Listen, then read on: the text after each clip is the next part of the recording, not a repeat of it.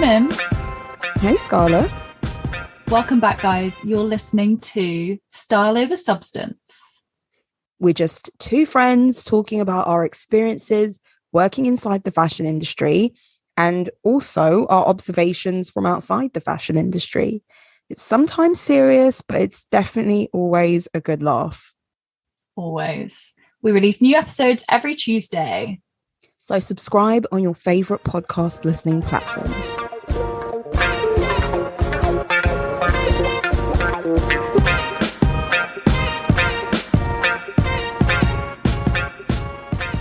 Yo. Yo. I've been trying to cut down on my alcohol consumption. You know this already. Before I was like so anti it. I was like, no, I'm gonna drink. I love a drink. And then Mr. Big was like, I think we should try and cut down on our drinking. And I was very much like, who the hell do you think you are? You think you're better than me? What say? Why do you hate me? Do you want me to suffer? But now I've come around to it. And yeah, I mean, we bought these alcohol-free beers and I'm a bit dubious on like how beneficial they are in comparison to drinking real beers. Mm. But when I think about it, I've gone like the whole week, except Saturday night. I've gone the whole week without drinking.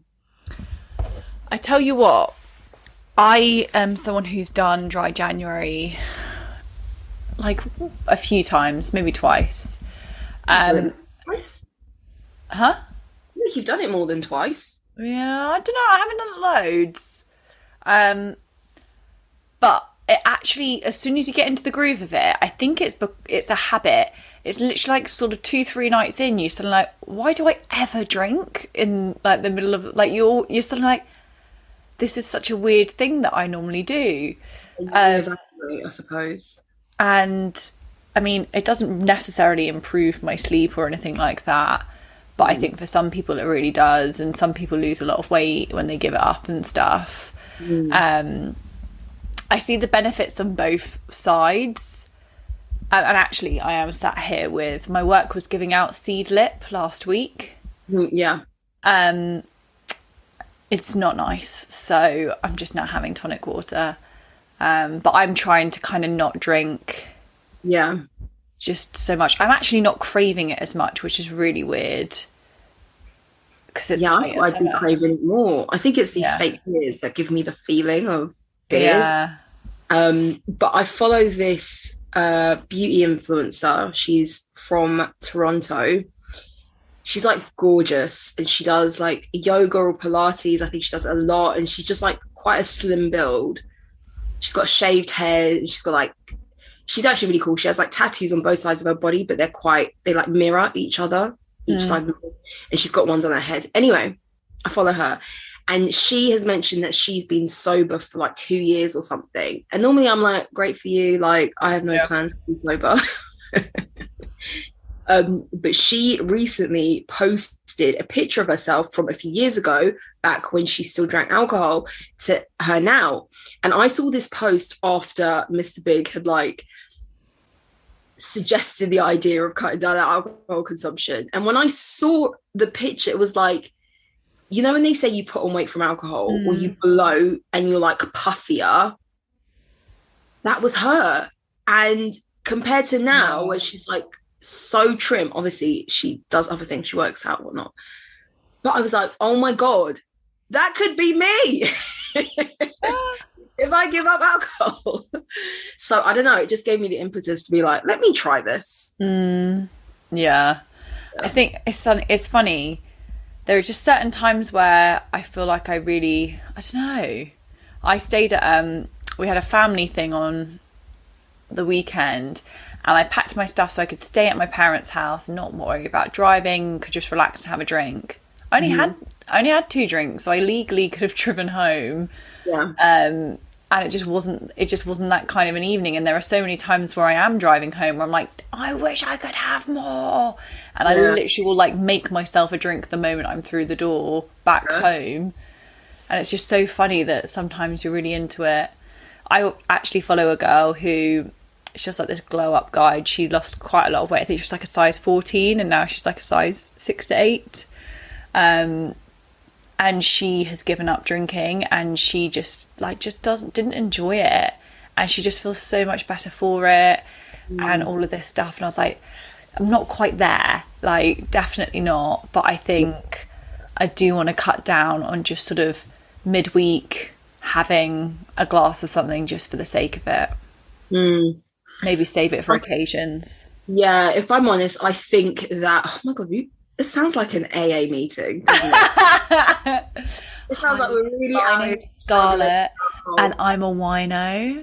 Yeah, 100%. I will say, I think I would struggle during the winter more so than in the summer, because, I mean, we've had a really dodgy, like, past 2 years, and that's when I think a lot of people started drinking a lot more. A, we were at home constantly. It was a stressful time, B, and like kind of a way to wind down midweek after work sort of thing was like, oh, I'm gonna have a glass of red, I'm gonna have 2 glasses or whatever. And it became like it's like, I think maybe this is just in my nature, but in the morning when I wake up, I have to drink coffee, otherwise I'll get knackered by the time it's the afternoon. So it was like, in the mornings I drink coffee to get me like going, got my uppers, and in the evening I can have my downers because I need it. I think that's so true. We definitely got into that habit in lockdown, and like at one point I had a joke with my flatmate where I literally would do like my commute from the dining table to the sofa, which is about 4 steps, but like when you're working and living in such a small environment, you needed those signals to turn from like work into evening and things like that. And also now I think there's kind of more reasons for social occasions, and so that's definitely like, I've definitely had quite a few binge drinking moments where that probably hasn't been the best, but this isn't an alcohol podcast. So what is your fashion story? Guys, we're really going through it.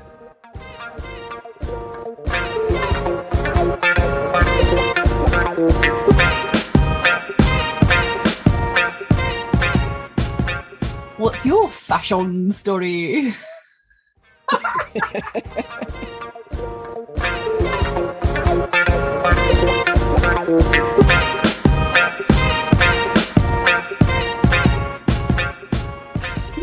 Well, I have a fashion story-ish, but today my Net-a-Porter sale order came through. Oh, I don't know what it is, but I really enjoy receiving stuff from that website, and it's not often. The packaging is lovely.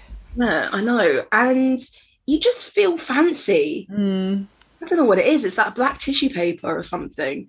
Some stores just get it right. They get that customer experience right. Yep. And I will say, I used to work for them, so I'm going to give you everyone a bit of advice because I know this is how it works, and this is what's happened to me on this one. So everything I bought was sale. And then I think it was the day after or 2 days after, because my stuff hadn't yet shipped, so it hadn't been dispatched yet, but they emailed everyone saying there's an additional 15% off sale. If your order hasn't shipped, you can reach out to customer service and say, my stuff hasn't shipped yet, but I see you're running an extra discount. Would you honor it for me? And they will. Wow, that's actually really good for them to even do.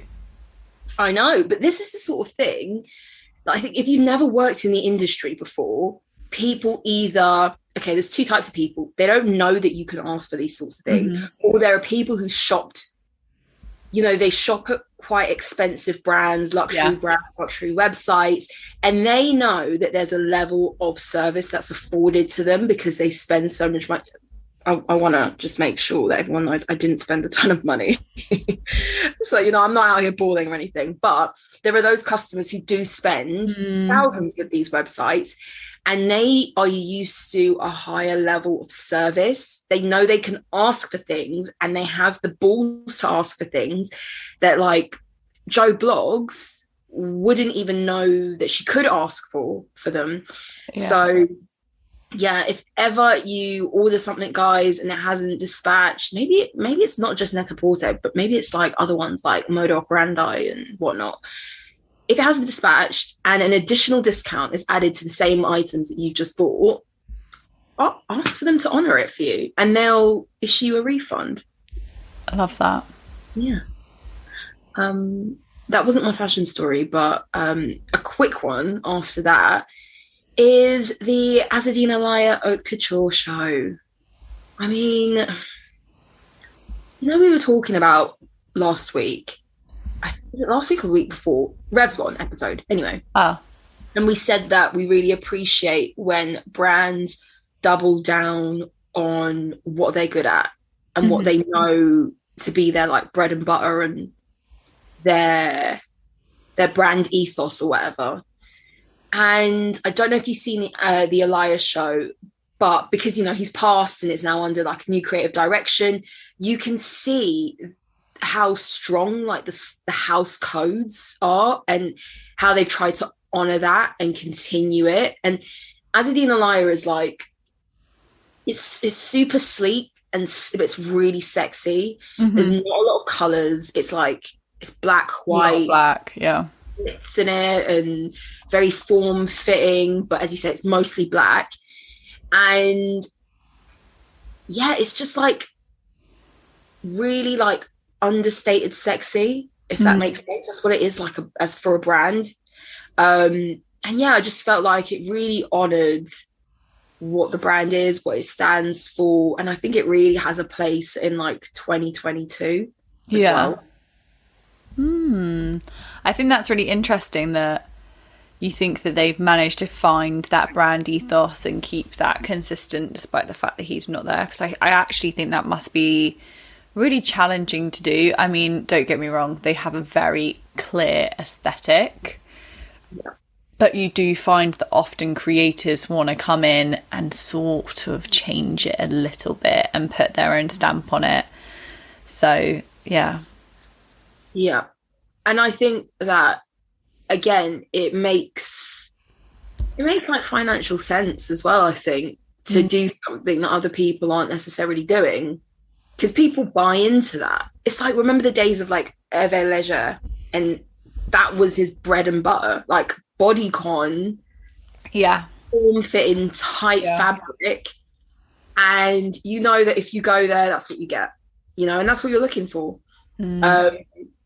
And I think that we will go on to talk about this brand, but Balenciaga, particularly, it's like a streetwear brand right now, isn't it? It's a bit like that, and it can sometimes be all things to all people, and so that's why they come off a little bit gimmicky.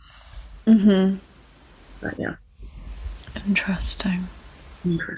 What is your fashion story? So I sort of have two. One is Florence Pugh. I don't know if you know who she is. She's an actress. Yes, I'm going to have to Google to. And basically she went to the Valentino show. Or was it a red carpet event? I think it was to a show. In a pink tulle, like sheer dress where you could see her nipples through it. And basically she wrote this sort of Instagram caption when she posted photos, making a very poignant thing of saying, because obviously there was commentary on the fact that people could see her nipples, and apparently people were sort of like berating her for having small boobs. And she was like, I'm really aware of what statement I was making by wearing this. Like, I did not take this statement lightly. I think it's disgusting and vulgar that men think they can comment on the size of my assets and my figure, and how are we not in a world where we celebrate people's vessels that keep them alive, and basically all of this stuff. And it was just kind of quite like a powerful thing. And I think touching on how, I think we mentioned this when we were talking about JLo, how like fashion can be really used for powerful messages and is such like a vessel and a vehicle for people to make poignant statements. And I just thought that was quite cool that she kind of made her little political free the nipple kind of it, like, and then even was just like, I think she had one image where she covered up her nipples and she's like, for the people who are terrified of this 1 inch of darker material, because like people are just terrified of it seemingly. I think that's really interesting in that I think it can go both ways. Tell me if you think I'm wrong. I think it is really vulgar for people to talk about the size of her tits. I mean, like, come on. She also made the point, like, you like think big ones are disgusting too. Like, you're a slut if you got big tits. So if you got small ones, what's wrong with that? Like, what is the perfect size? We see really revealing clothes all the time on red carpets, whether it's illusion mesh or in music videos, and I thought we were just beyond being like, oh my god, there's so much skin, because trust me, countless like female rappers like spread it wide open and we're just like, whatever. You know, I've seen it before. But at the same time, when we see music artists, actresses, male and female, I'm talking about, and they obviously, the way they look directly correlates to how successful they can be.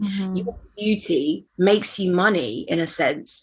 It doesn't matter if you're an amazing actor, actress in your own right. If you look great and you look appealing to people, that benefits you. So you go out there making money off your looks. Now, if you're going to make money off your looks and you're putting yourself out there on red carpets and events and modeling and all of that stuff, then it's fair game to criticize the way you look. Yeah. Right? Yeah. I think it works both ways. It's like, it's great when you make money off it and you can profit off it, but suddenly it's bad if we have an opinion on it. Now, don't get me wrong. I think it is vulgar to say, she's got small tits and blah, blah, blah. I think that's, disgusting. Yeah. I think it's fair to say, like, if you are someone who thinks that, like, you are more of a conservative dresser, keep the same energy for everyone. I wouldn't want to see it on the street or blah, blah, blah, blah. But there is a level of, you can't be mad when people criticize. No? Yeah, and I also think we sort of have to remember, I would never ever go anywhere with a sheer top on with like my nipples out. Like, it's everyday people commenting on it. And I think it's really hard for us to relate to the kind of the platform or the confidence or whatever that these people have,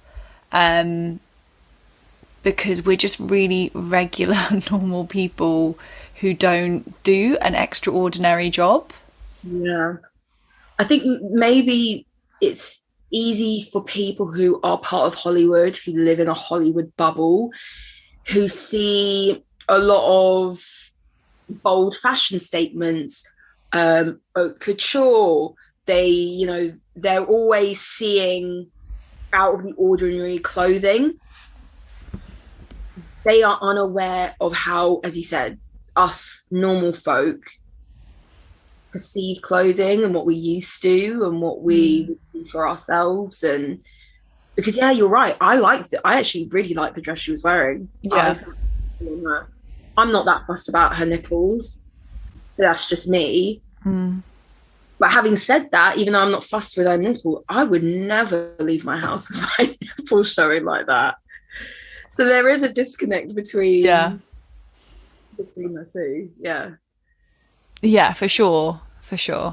And she's in a fortunate position where she can be celebrated by us. But you best believe if I walked into the local Waitrose like that, I'd probably be arrested. So it's we're trained, you know, to see things in certain ways, so it is difficult. Yeah.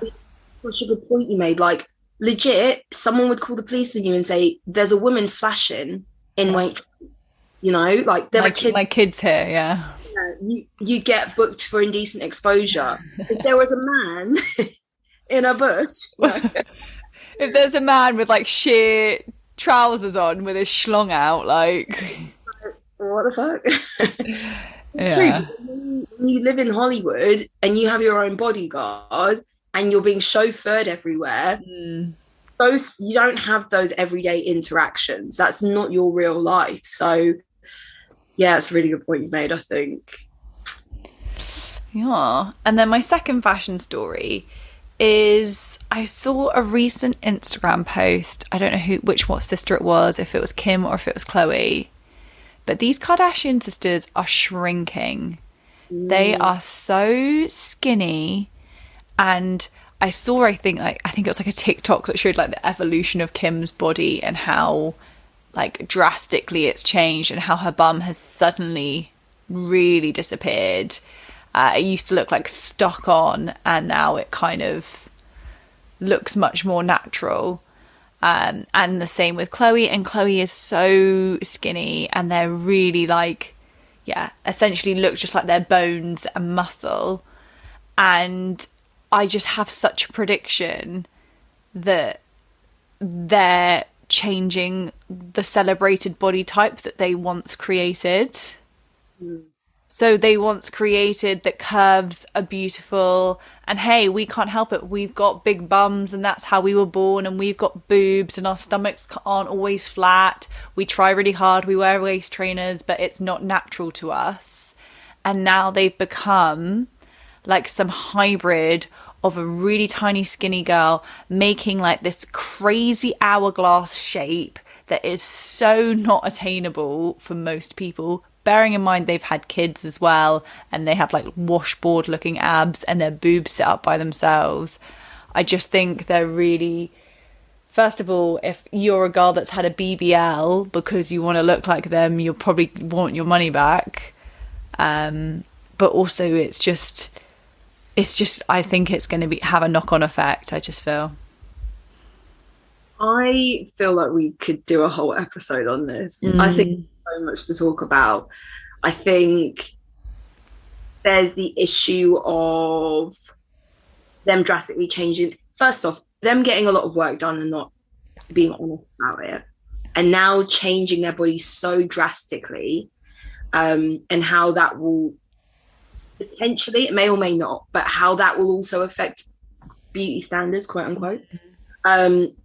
How Kim views her body as just, to her body is the most malleable thing. For her, it's like getting her hair done.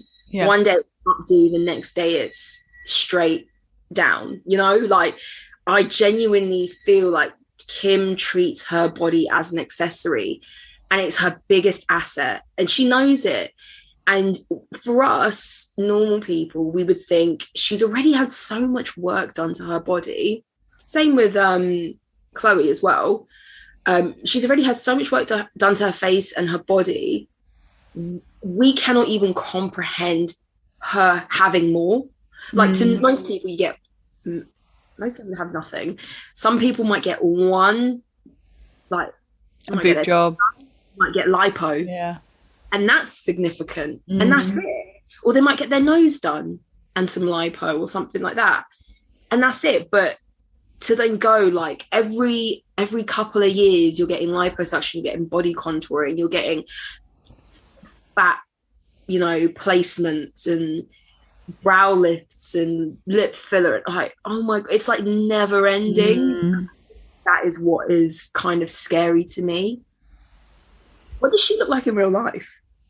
Like genuinely, because I've never met the woman in real life. So she looks great in pictures, but a little bit scary. But I think this is also the harmful thing. And I notice it more on Chloe when the Kardashians is being filmed, but they for sure have a bit of a filter. Like we're not seeing their skin. Lighting is very soft imagery. Yeah. And I don't want to diagnose anyone, but genuinely, I wouldn't be surprised if Chloe has an eating disorder. I feel like she's almost got some form of like body dysmorphia because of how heavily she edits herself, the caricature she's making of like the way she's doing her makeup, all this stuff. Like, it actually doesn't look nice. Like, she would look a lot softer if she wasn't trying to look so like, yeah, so pulled. So like pulled and gaunt. Yeah, I don't know. She's lost a lot of weight. Yeah. Yeah. And it's to me, it's a what they say, like a different side of the same coin. It's just a continuation of this never-ending pursuit of something. You're chasing a new standard as soon as you meet one of them. Yeah, and we have to remember, like, they don't even meet their own standards. Like, I've never met them in real life, and I doubt they look just like they do in pictures and on their own TV show that they produce. Yeah. Like, Kim seems to give us the illusion that despite all the work she's done, she's still not botched, and she could actually be botched in real life. But we don't know. And it sounds ridiculous because we're like, she's gorgeous. No, she must be. Look at her. Yeah. But Instagram's not real life, and we know that. It's got to have taken a toll, and yeah. Because, like, let's be honest, Chris definitely doesn't look the way she does on that TV show. She's a lady who's 70 years old. Yeah. Like, gravity will have found parts of her face. Yeah. Yeah. Okay. I really need to sign up to Hey You. You were talking about this before. Yeah, they're now on Disney though. Their new show is on Disney. Oh, it is. Oh yeah, I need to get the login from my sister because we already have Disney. Yeah. I'm so behind. So it's a good show, I will say. I've seen parts of it and it did look like something I could sink my teeth into.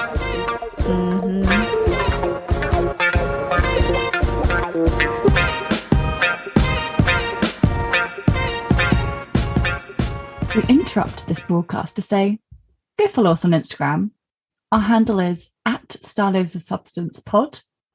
There you'll find our weekly fashion topics, all the stuff that we discuss in each episode, and our polls.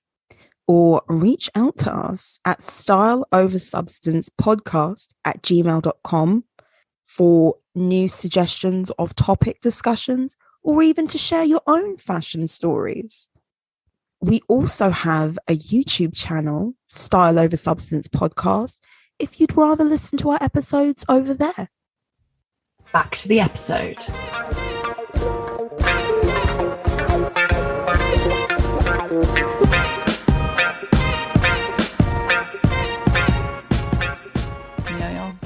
And speaking of Miss Kim K, she's inspired the topic of today with her modelling in the latest Balenciaga show with the likes of Nicole Kidman. And so we're talking celebrities basically taking on the role of a model. And is that right? Does it work?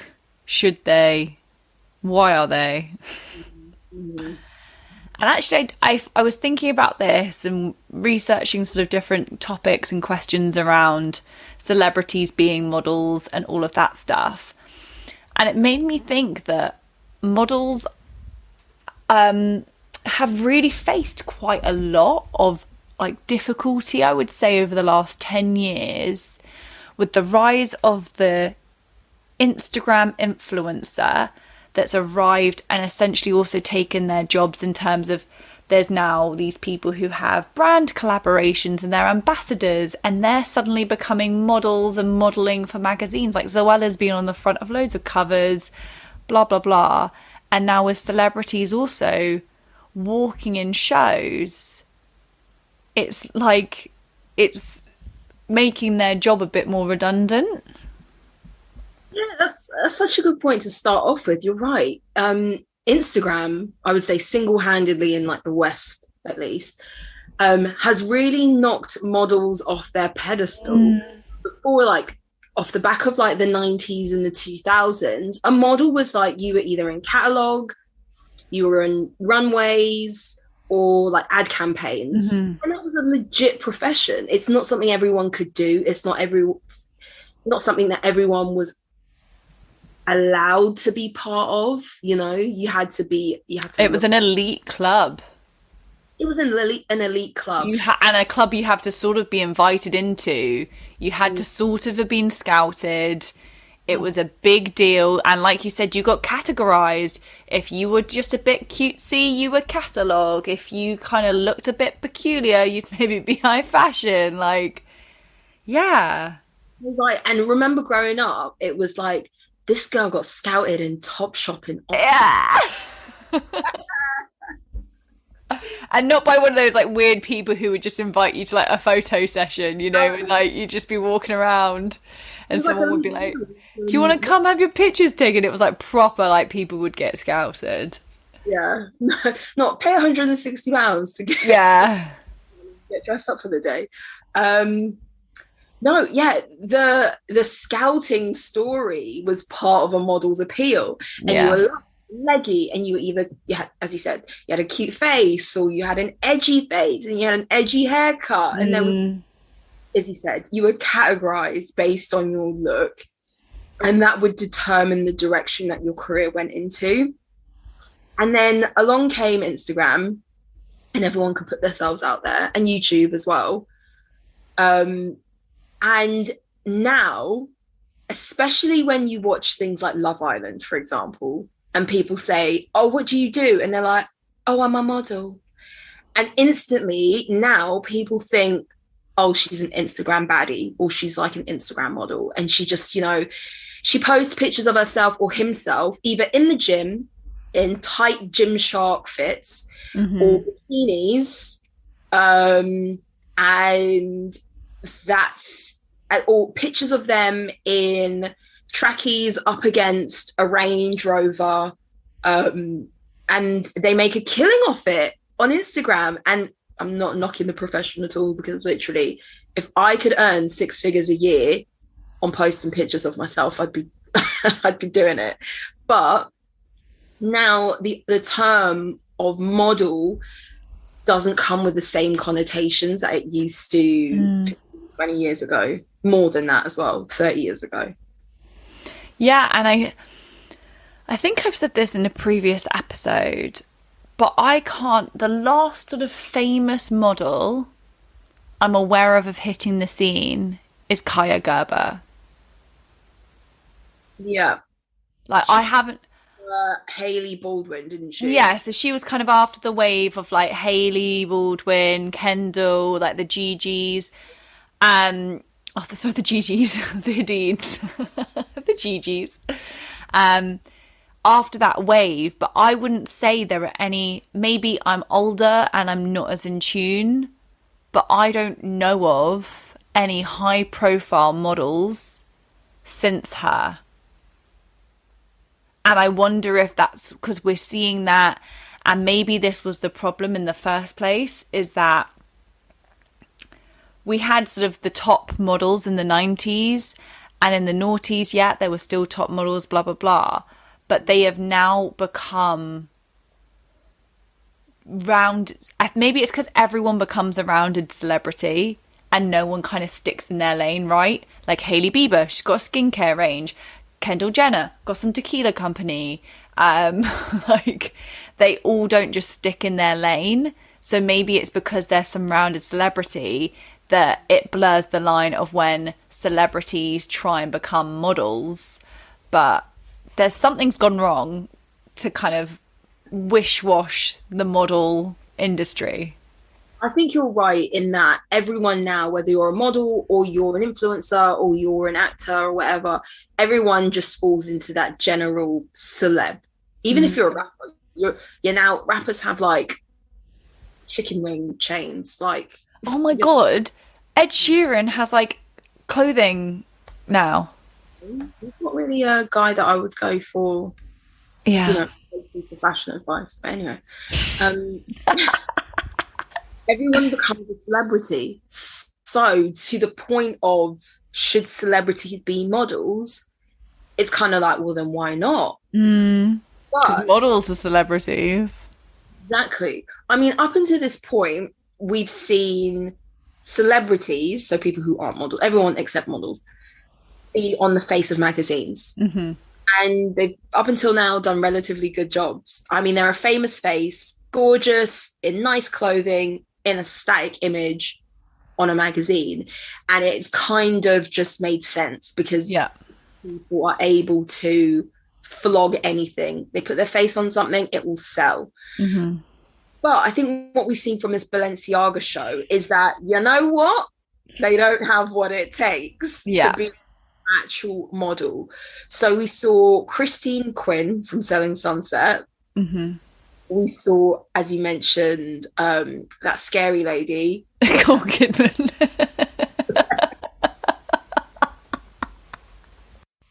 Yeah, so Nicole Kidman was there walking the show. And obviously Kimberly Noelle Kardashian was there.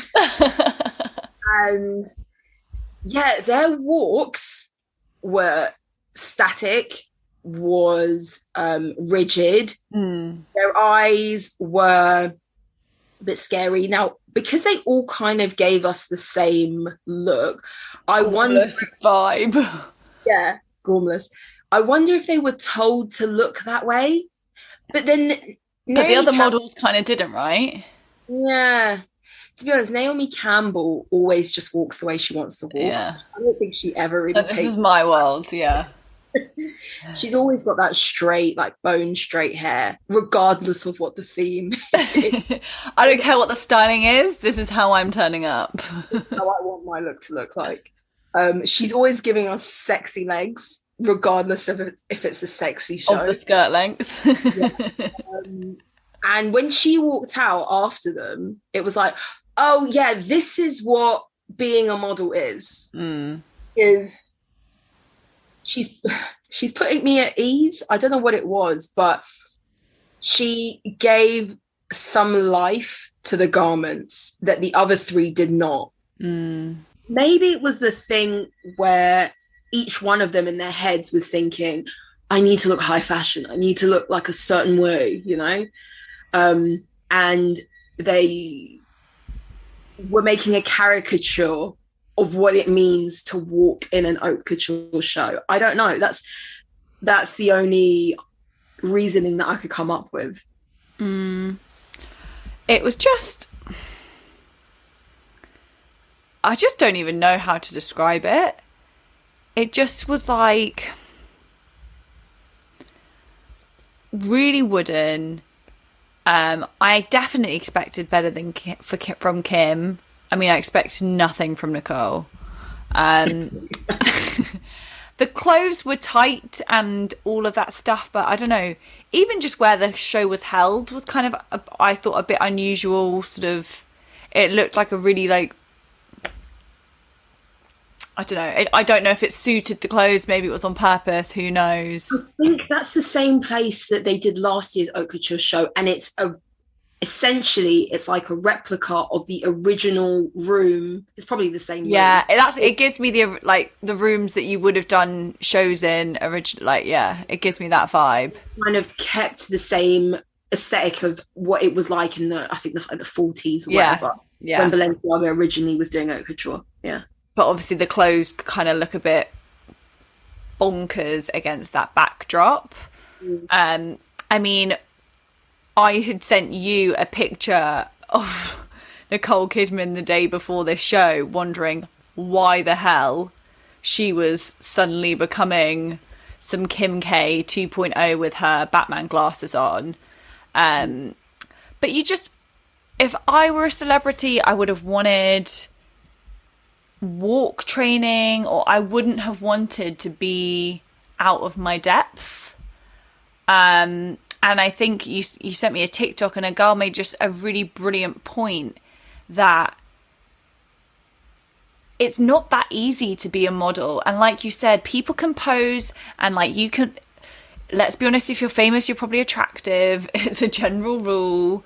And if not, you can get some airbrushing, and they know your angles and give you the best lighting and, you know, wardrobe to make you look as good as you can look. And so maybe that aspect of modeling appears easier, although obviously models get really kind of high fashion shots and whatever.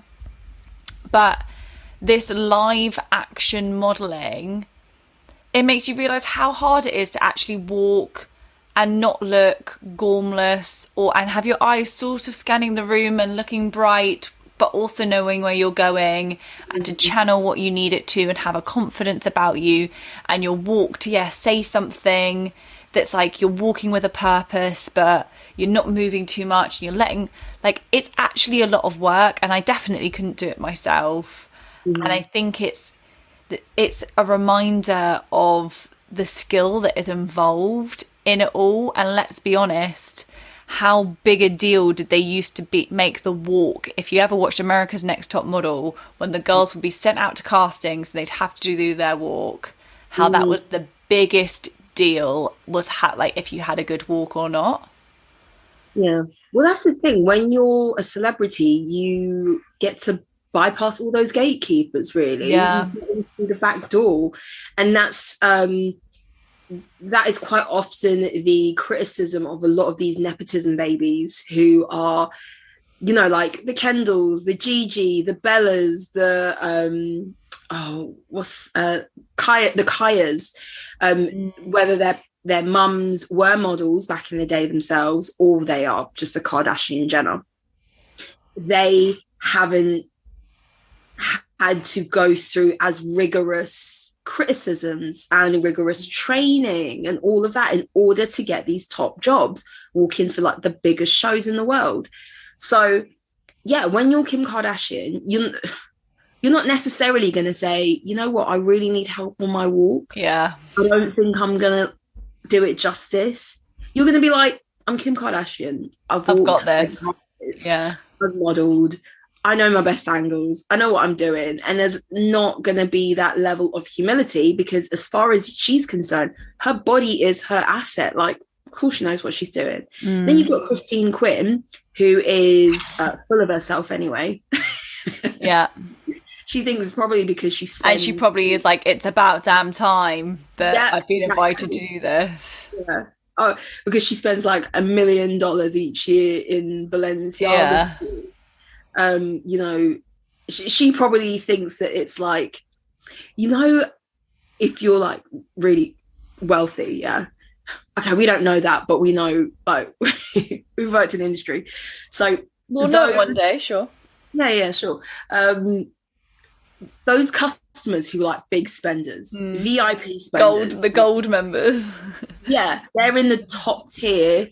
They're in the black books, you know, they get invited to all these really exclusive events that these brands are putting on. They're the ones getting whisked away to the cruise shows. They're the ones getting invited to the opening of new stores and all of that. When I saw Christine Quinn, I thought, is this just a perk of being a VIP? Has she got that many stamps at Balenciaga that she's allowed in the show now? Yeah, the loyalty cards racked up that they thought you can walk in the show if you want, and you get to keep the dress. I don't know. I mean, the combo of like, Nicole Kidman does not scream Balenciaga. Oh God. Christine Quinn has kind of just fallen from disgrace, and now isn't even in the show that made her famous. So why? She's not going to get it. No, I think she's left. She's not going to be in next season? Don't think so, because she got fired, I think, from the brokerage. Or sort of left without being fired, Oh, I see. Yeah, I get what you mean. So, like, she's not... I don't know, like, it's just such a weird thing. her next job then? Like, she's no longer real estate. Well, she's not keeping this job for long with the way she was walking. But yeah, it's one thing I think, you know, we've sort of seen when Gucci did their anniversary show and there was Macaulay Culkin walking, and Gucci's done it a few times, and so has Dolce & Gabbana, where they're sort of celebrating celebrities, and it's sort of mixed in, and it doesn't feel like that big a deal, and it's a bit more of like a surprise, and it's just sort of that one-off thing, but you're still letting the models do the talking. Whereas this was the main takeaway from this show, not even the clothes. I haven't seen anything about the clothes, anything about the looks. It has been about who was walking in it and, quite frankly, the bad job that they did. Yeah, but that's the thing about Balenciaga. It's hardly about the clothes now, is it? They are complete clout chasers. It's about the attention. They do everything for attention. Don't get me wrong, I think there were some actually really cool looks. Even the latex ones with the weird shaped shoes and the helmets. I kind of liked it, you know. Would I wear it? No. But it really did make us question the idea of haute couture, I think. For me, at least, I quite liked it. It's not your run of the mill. Yeah.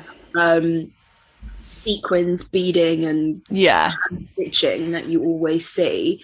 But that's the thing. I don't think that Demna Vasalia, I can't pronounce it correctly, but I don't think he's a shit designer. No. I think because he can design like great things. He's made a huge success out of this brand. And I think he is actually talented. But even talented people know that, like, why put in all this, like, why really show off my talents when I can put a DHL t-shirt down the runway and drum up so much brand exposure and sell things out? Like, I think he's working smart and not working hard. Do you know what I mean? And that's the energy that Balenciaga gives me. Yeah.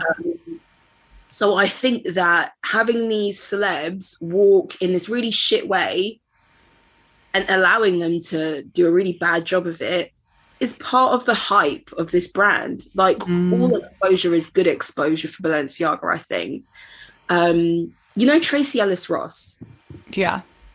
She was watching the show and I felt like she would have done a better job. Why isn't she on the runway? There's other celebrities who I feel like would have walked and would have really done it justice. I think Kim Kardashian is overexposed at this point. But isn't she sort of like their ambassador at this point? Because she did an advert for them. And so she's sort of their poster girl at the moment. It's still, like, even back in the day... Do you reckon she'll be their creative director soon? Bloody hope not. Even like back in the day when, like, Keira Knightley was like the hottest shit in town. Girl. Wouldn't want to see her on the catwalk, yeah. She was never in the catwalk. Do you remember Kirsten Stewart, who's like an it girl for Chanel? When they had that show, I think it was Métier d'Art one years ago, when they had the show and they had no guests and she was the single guest watching the show, which I thought was a really cool concept. She was watching the show. Yeah. She's not the model. She was almost watching the show as if she gets to pick any look out of, like, she's their it girl that she can wear whatever she wants out of this collection. You know, it was like it's a different dynamic to have your it girl actually do the work and walk in the show. Yeah. Yeah. But I guess I think a lot of people they kind of like to see the celebrity reaction. They like to see the front row photos. So when then you're taking people out the front row and putting them in the show, how is that? I guess in terms of a marketing and attention ploy, it's sort of skipping that step of, oh, I've watched Kim's reaction to that show and seen the outfit she's bought. It skips out that step and just goes, I want to wear the outfit Kim was wearing in that show. And probably creates a buzz around that. or they're at the very least experimenting with the knock-on effect of the reaction to things like that. Yeah, I think that's an interesting idea, actually, that you brought up. That, as an example, she is the it girl, and she steps out in nothing but Balenciaga post-divorce. And the street is her runway in a way, you know. Every time she steps out of a hotel or her house or whatever, that's her runway. That is the chance that her coming out of her car is the chance she gets to show her looks each and every day. And this is just an extension of that. But then I think about the Gucci Love Parade. Was it called Love Parade? That Love one, where they were in Hollywood, down the Hollywood Strip, whatever. Yeah. And that had loads of celebs. And we spoke about that show in a completely different way, because it was like celebs who were like near and dear to our heart.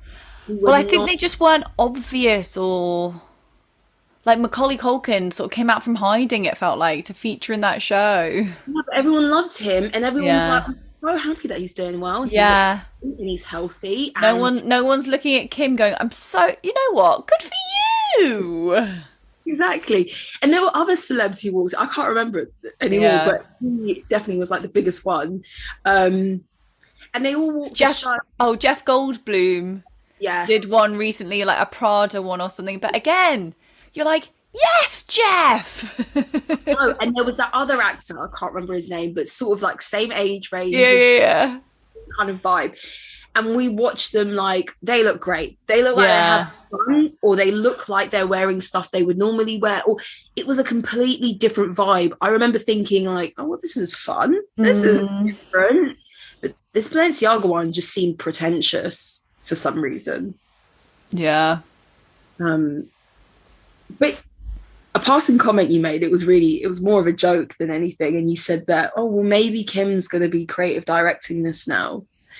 And it really, when we think about the Prada show, the Gucci show, this Balenciaga one, they've all had celebs, like more than one celeb, like a few celebs in these shows. And these actors and influencers are infiltrating like the fashion industry in more ways than one now, because Kendall was given that quote unquote job as being creative director of some website. Molly May was appointed creative director of Boohoo. Is it Boohoo? Pretty Little Thing. Pretty Little Thing. And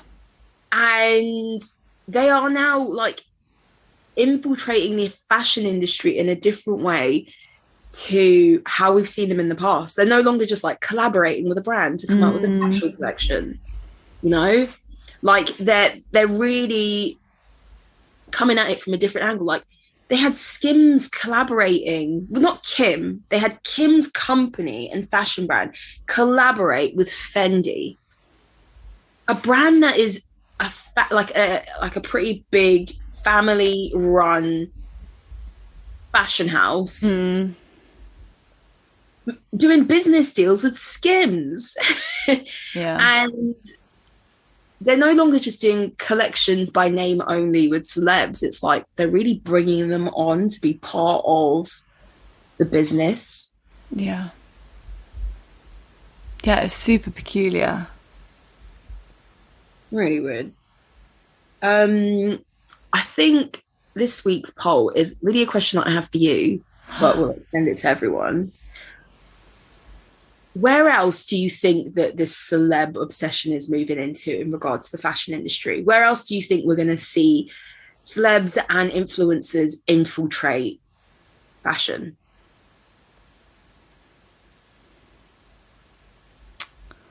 That's so interesting. Oh.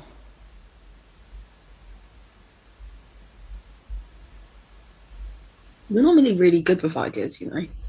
I know. Where do I think they'll infiltrate next? Well, I think obviously we've seen the rise of brands and all of that stuff. I can't think where there even is to go if you're modelling in the show. Like, people are being creative directors. Yeah,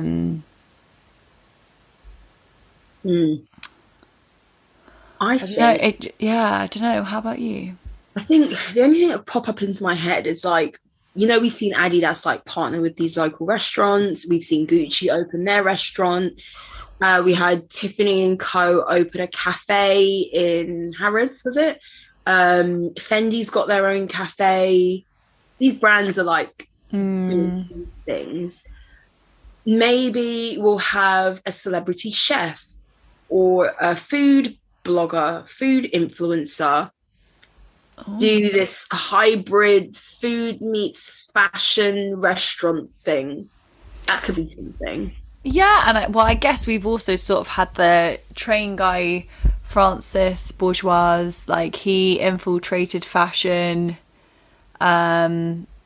He's like weirdly done like a advert with Marks and Spencer's with Peppa Pig, celebrating the fact that Peppa Pig is like, not Peppa Pig, Percy the Percy Pig is 30 years old.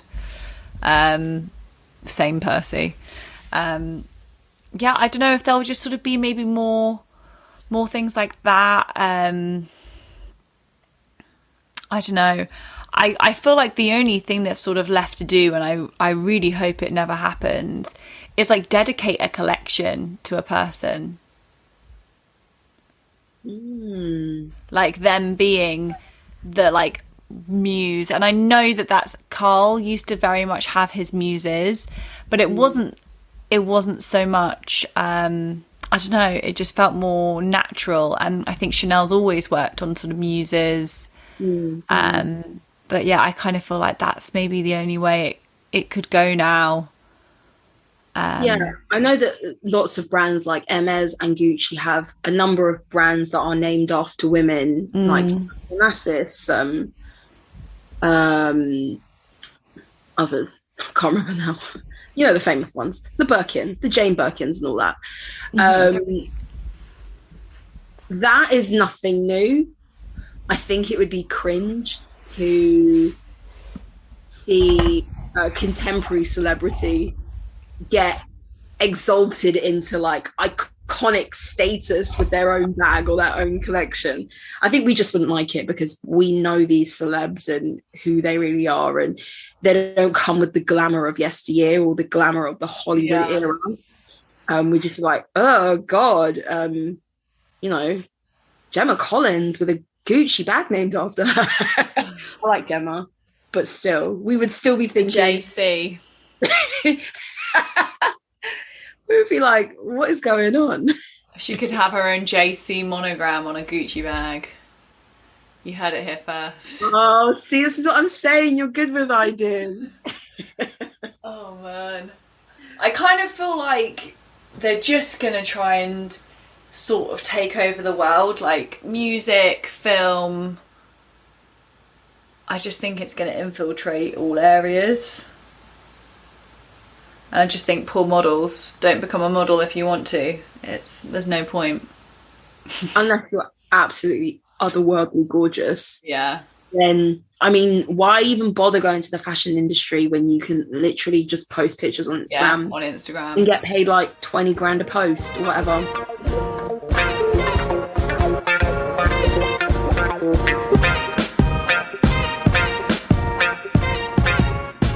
Well, thanks again for tuning in to another episode of Style Over Substance, guys. Don't forget to check out our Instagram or Spotify to respond to this week's poll. Bye. Bye.